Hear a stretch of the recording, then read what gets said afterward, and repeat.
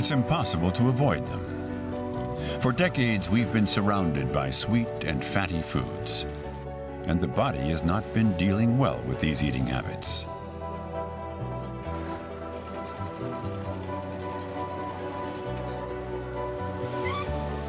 But what about the brain? Do our mental health, our moods, and our brain abilities suffer from the wrong kind of nutrition? We know that junk food is making us fat, but science is telling us now that it might also be shrinking our brains. Brain researchers have joined the dining table to study the effects of our eating habits. Diets that are high in fat and sugar in the long term lead to changes in part of the brain involved in memory. This is a recent field of research, a developing science that spotlights a new facet of nutrition. Habitual intake of foods high in fat and sugar result in a reprogramming of the brain. In short, our brain is affected by what's on our plates.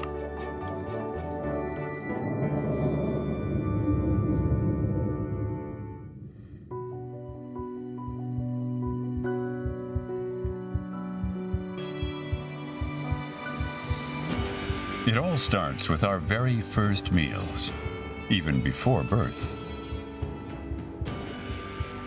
The brain is built up during pregnancy. How it functions later on depends on how it has been nourished by the expectant mother's diet over 9 months. A number of consequences of poor nutrition during gestation have been known for a long time. Today, scientists in Australia are looking at the repercussions of nutrition on brain function. Felice Chaka, a professor at the University of Melbourne, examined the behavior of babies after following the eating habits of 23,000 pregnant women.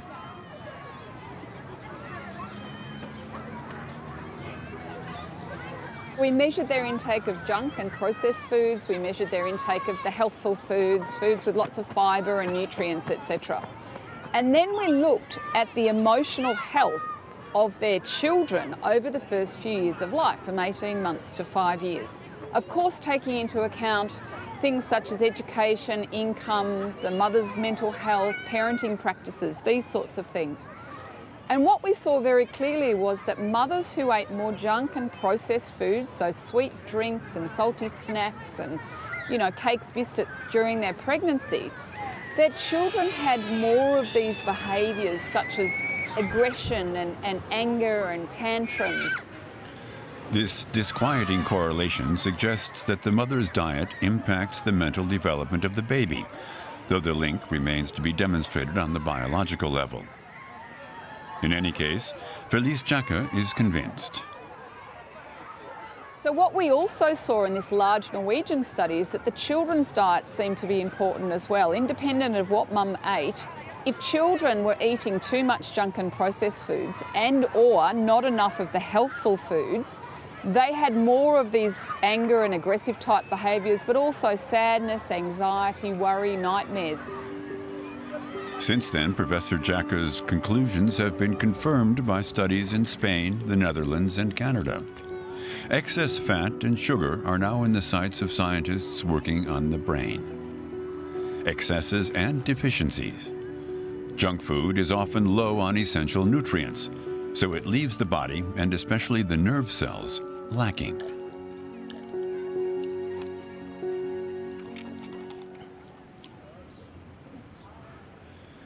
In this laboratory at the University of Bordeaux, scientists are studying the consequences of dietary deficiencies on mouse brains.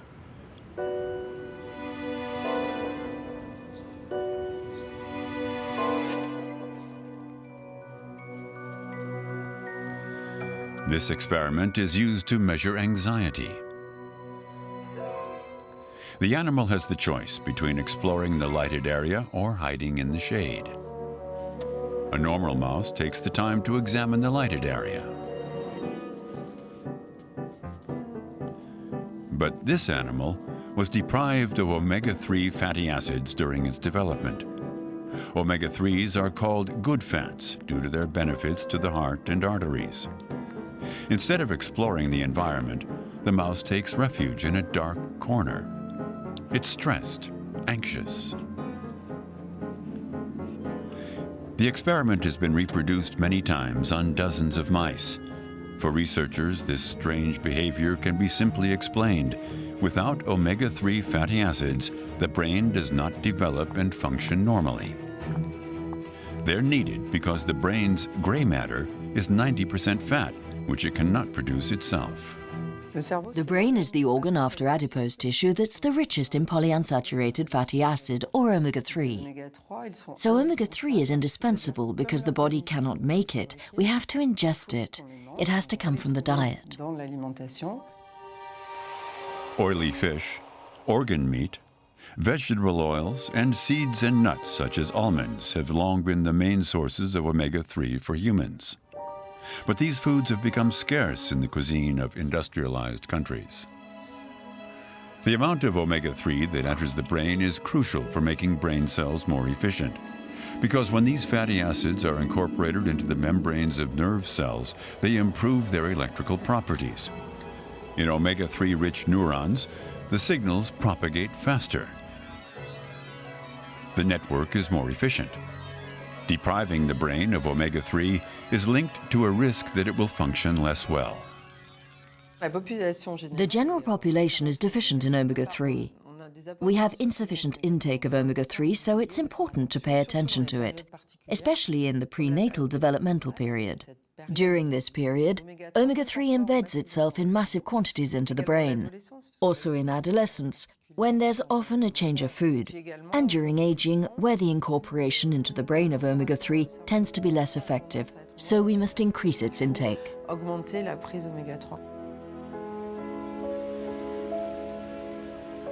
The first rule for a brain to run at full speed is avoid deficiencies.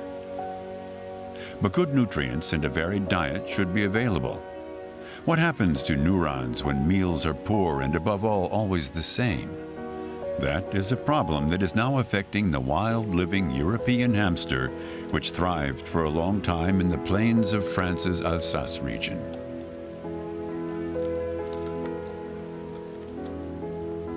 Since the 1960s, there's been a decline in the hamster population, which is on the verge of extinction today. And at the same time, we've noticed an increase in the agricultural area where corn is cultivated. Caroline Abold wondered whether the collapse of the population was linked to the sudden glut of corn. So she did an experiment, feeding hamsters exclusively corn.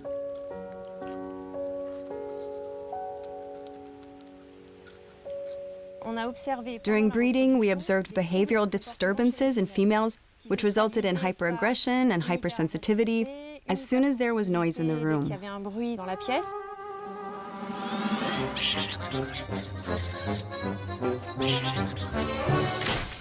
Above all, what we did not expect is that these females would devour their young the first day after birth. This behavior was observed in more than 80% of females. A dietary deficiency was enough to make a hamster devour its children. The cause? A simple vitamin. A vitamin B3 deficiency is at the origin of the abnormal behavior. When we supplemented them with vitamin B3 in addition to their corn-based diet, they expressed quite normal behaviors. And they began to nurse their young, to raise them in the same way as the females that were fed a diversified diet. The case of the cannibalistic hamsters is disturbing. Could an unbalanced diet also trigger aggressive, violent behavior in humans?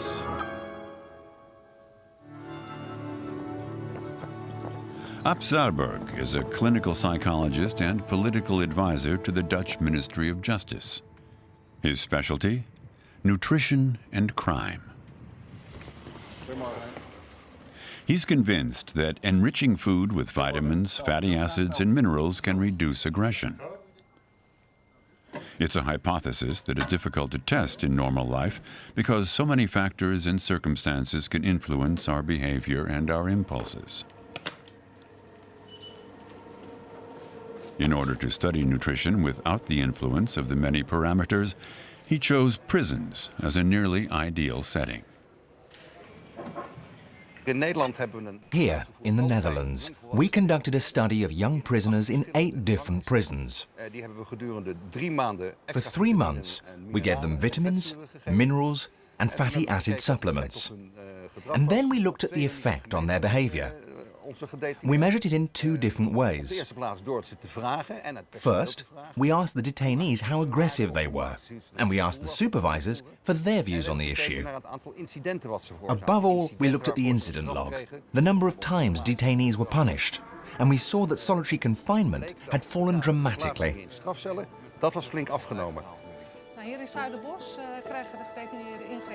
In the group of inmates whose meals were improved, the number of incidents was reduced by 1/3. When people are asked if they think that the food that they eat has an impact on health, most answer yes. But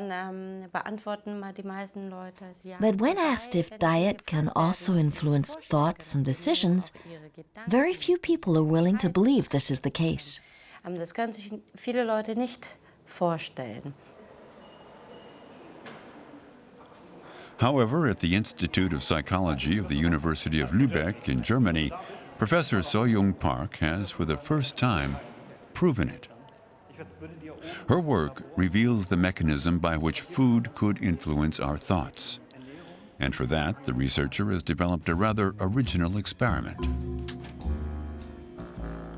Imagine that you face the following dilemma. The money on the table is to be divided into 2 sums. But it's your partner, a stranger, who decides how it is to be distributed. I give you €2 and I keep 8 for me. If you accept the unfair offer, you leave with a little money, but much less than your partner's. If you refuse, no one wins anything. So what would you do? Do you accept the offer and take the €2 even if you feel cheated?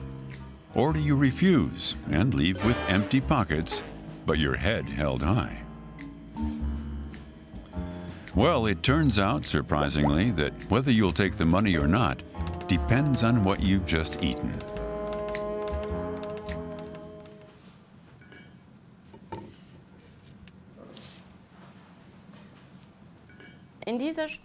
As part of this study, we followed 24 people who came into the laboratory twice to have 2 different breakfasts.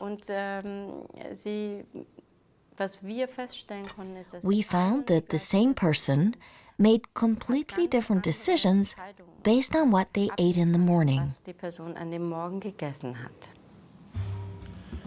To the test person, the 2 breakfasts look the same.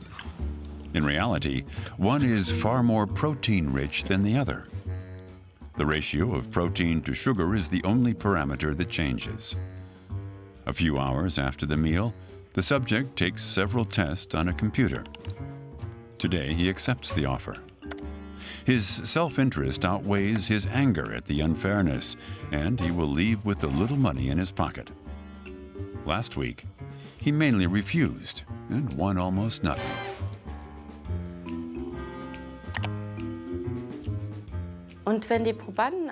The subject, having consumed a high-protein breakfast in the morning, was tolerant of unfair offers.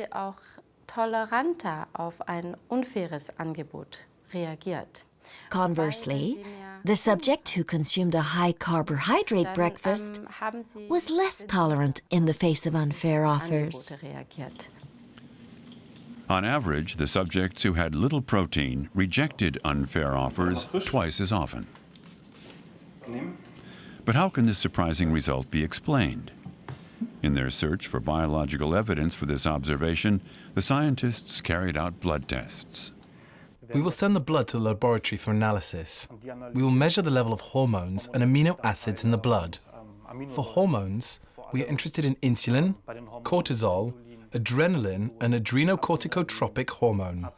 And for amino acids, tryptophan and tyrosine.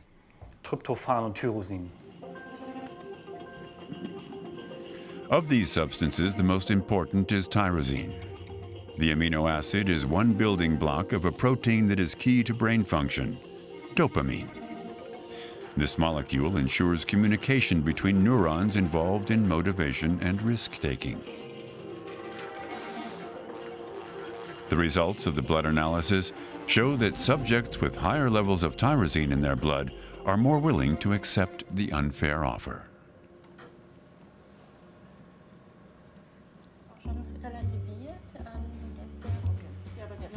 In other words, what we eat can within hours subtly alter the chemistry of the brain and thus the communication between the neurons. Enough to guide some of our decisions. Experiments are continuing in Lübeck to confirm this result. The implications are wide-ranging. Since we eat 3 times a day, every day, we realize that food has immense power, that of modifying and shaping mankind. So it's essential to think about how we can use food to promote our well-being and optimize our mental state.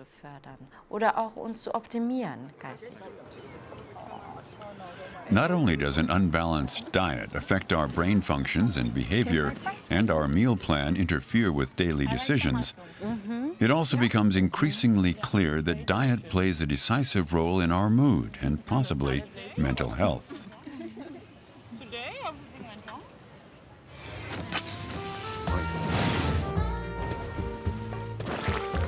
But what about junk food, dripping with sugar and bad fats? What would happen if we ate more of that?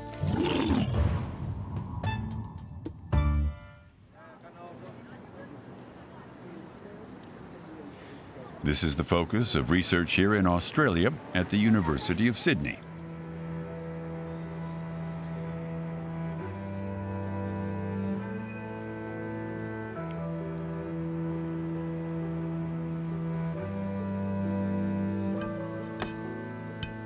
Margaret Morris runs a laboratory where rats are fed the kind of junk food that you find in supermarkets or cheap fast food restaurants.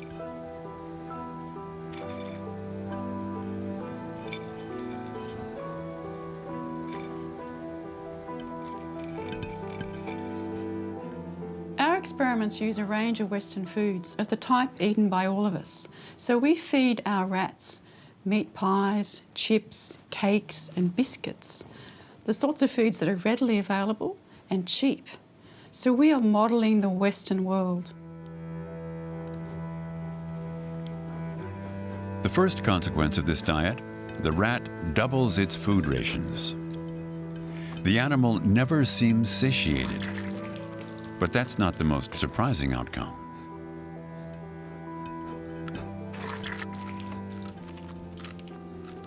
One of our chief interests is the impact of this diet on the animal's memory.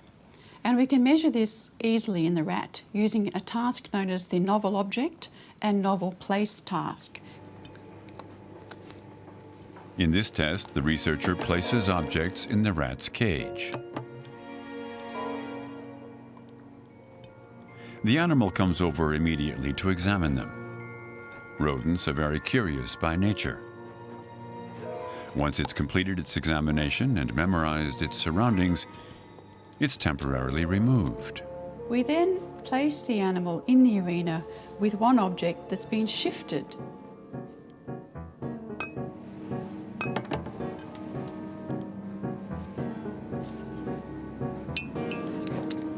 On its return, the rat spends more time examining the object that has changed places because it already knows the other objects. They're engraved in its memory. The rats, stuffed full of bad foods, behave differently. What we observed is the animals eating a high-fat diet or a high-sugar diet, or the combined high-fat, high-sugar foods, were less able to recognise, to remember that that object had moved. They explored the two objects about the same. That shows an impairment of their spatial memory.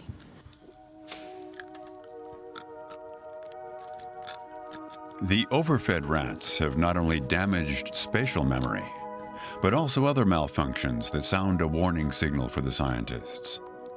They point to damages in the hippocampus, a small region nestled in the center of the brain. It's essential for learning and the consolidation of memory.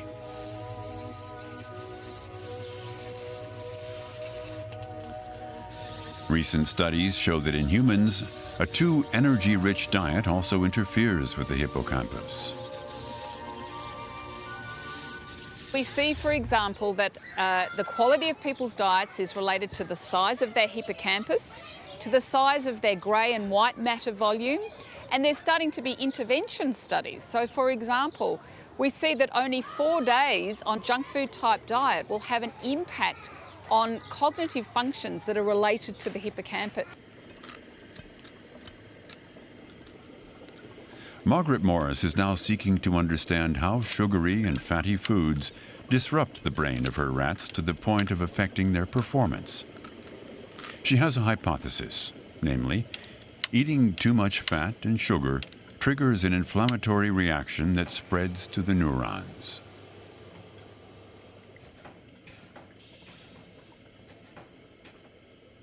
So, in response to these foods, there's a general inflammatory response all around the body. This has been well described in obesity, but it now appears to be quite an acute response as well. And what we find is that inflammatory molecules such as cytokines are increased in response to the diet. An overly rich diet confuses the immune system.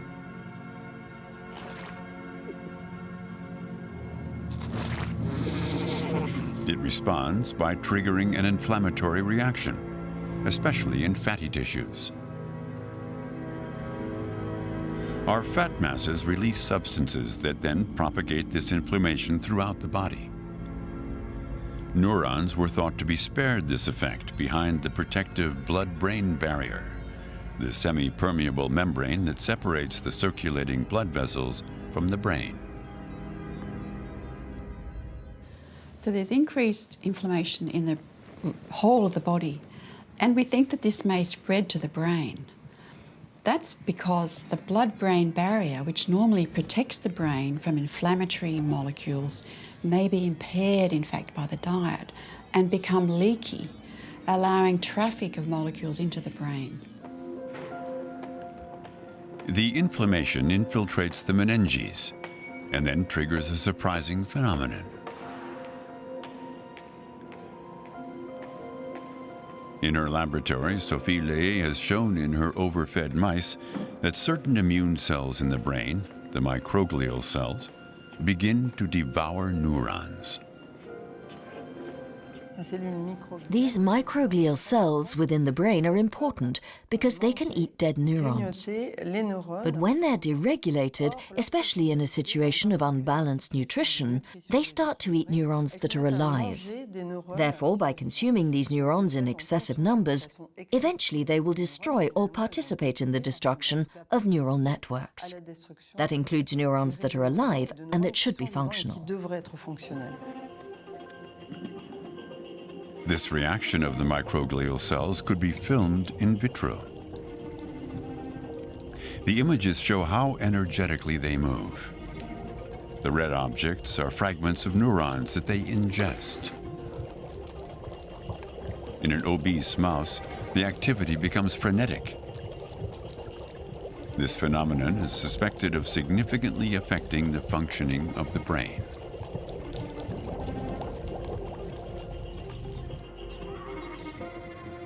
We've been saying to people for 30 years, don't eat these foods, you might have a heart attack, you might get cancer and diabetes. It hasn't worked to change people's behaviour. We hope that if people understand that what they put in their mouth is actually really essential to the health of their brain and that of their children, that might have a more profound impact on people's dietary choices.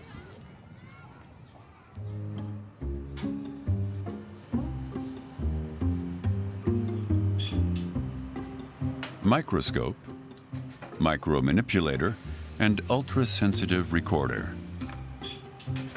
Xavier Fioramenti is at the helm of an apparatus that can record the electrical activity of a single neuron. The principle is simple. A slice of mouse brain is immersed in a liquid that keeps it alive.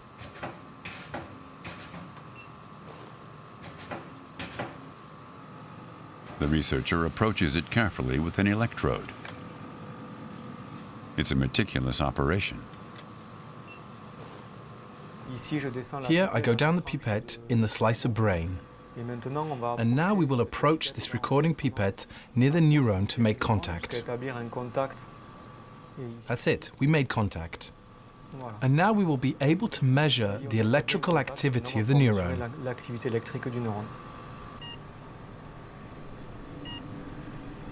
The upward peaks that we see are potential areas for action. This is how neurons encode information. The time that elapses between the peaks is the message sent by the neuron. Now we will increase the glucose concentration in the bath, and we will see if this cell responds to this increase in concentration of glucose. As it can be seen here, this cell responds to the increase with more electrical activity. There is more potential for action than what could be seen here before the increase in glucose concentration. This signal comes from a single cell, but in the brain, the neurons are all connected to each other. That makes the scientists suspect that glucose has the ability to modify the activity of entire brain areas that control emotions and pleasure.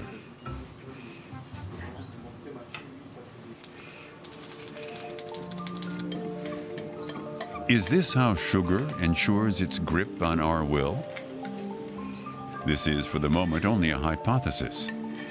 But today, sugar addiction is the subject of intense research in laboratories. And what appears more and more clear is that the power of sugar is similar to that of a drug.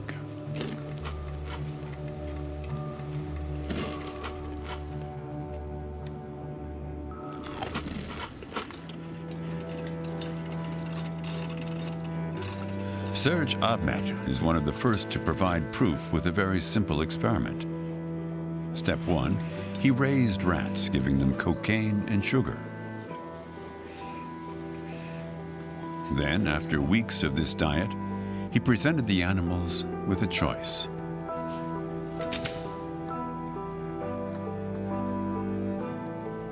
We have the situation in which the animal has the choice between a lever that is connected to a syringe that contains a drug solution, and the drug in question is a hard drug like cocaine and heroin, and on the left, a lever allows him to control a syringe that contains a sweet drink. And there we see the animal chooses to take the sweet drink. The rats selected the sugar water 4 times more often than the drugs. It can't be called a glucose overdose, but the irrepressible desire is plain to see. So this experiment simply shows that sugar has more addictive potential than we had imagined, and it is perhaps even stronger than the pull of hard drugs, such as cocaine and heroin.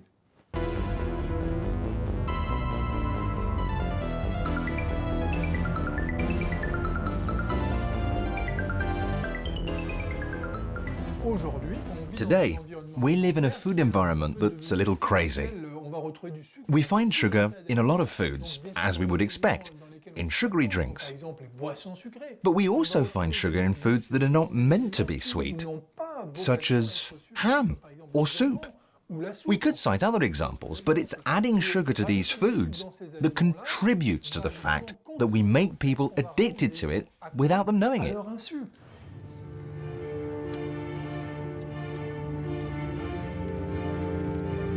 Here at the Oregon Research Institute, the influence of sweet food on the human brain is being investigated.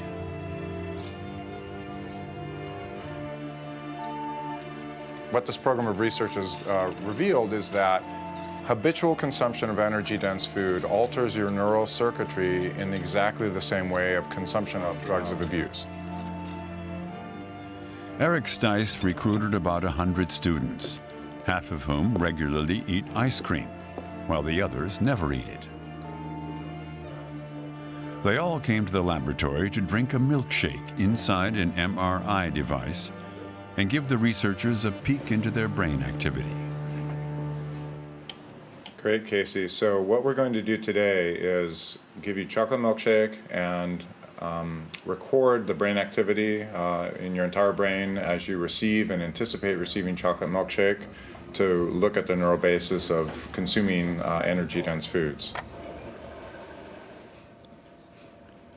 The test subjects can sip the milkshake through the tubes without moving their heads. What we found that is that the people who never eat ice cream, you could trace the reward circuitry, everything lit up just beautifully and it activated things very strongly. But in contrast, the people who ate ice cream every day showed a very diminished response. There was hardly any activation whatsoever, illustrating that regular intake of energy-dense foods really reduces the pleasure you experience when you consume those foods. The reward circuit is a region of the brain that controls the feeling of pleasure. It is particularly responsive to sugar consumption.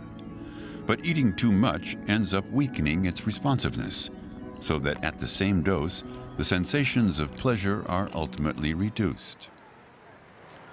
And Eric Stice's experiment reveals another more subtle, perhaps more pernicious effect.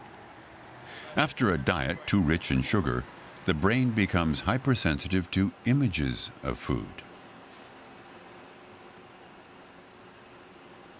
The more and more you eat ice cream, the less and less the reward circuitry is recruited when you consume ice cream, but the more your reward circuitry is activated when you see cues that say you might get ice cream.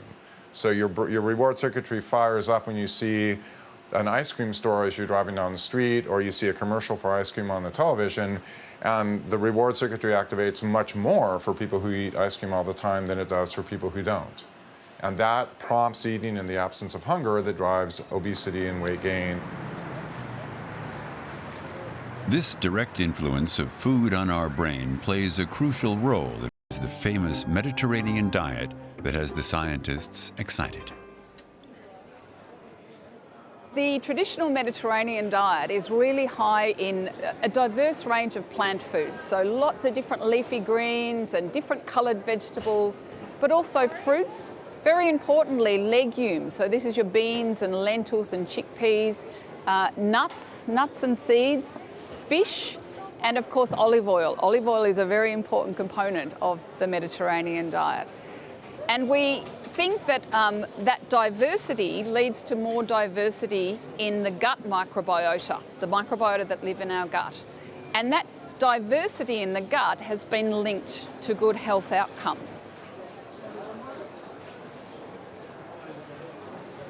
We ran the first study last year where we recruited 67 people with major depression. They received dietary support with a clinical dietitian. Now, over a 3-month period, this trial took place, and at the end of that, when we measured their depression again, we saw that the degree of change in their diet correlated with the degree of change in their depression. So the more they moved towards a Mediterranean diet, the more their depression improved.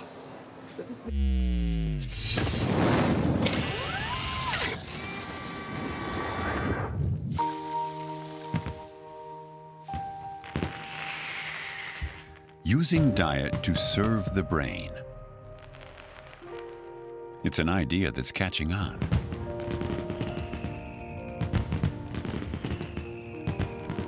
Scientists are now exploring all kinds of clues.